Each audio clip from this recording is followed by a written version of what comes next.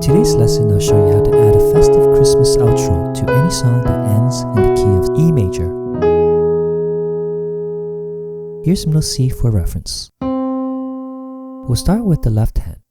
We're going down the chromatic scale and we'll play E, E flat, D, D flat, C, B, and end with E octaves. On the right, we'll play E and G sharp together. We'll play this 3 times, another 3 times, then we'll play it once more, and we'll play B, E, F sharp, and end with B, D sharp, and G sharp. We'll roll our fingers. We'll play both hands together to give us our E major 7 chord. Now let's add this ending to any song that ends with E or E major 7. Instead of the simple E or E major 7, we'll play our ending like so.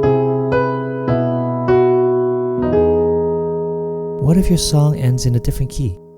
Well, I have you covered with the following tutorials. The links are in the description and comment section.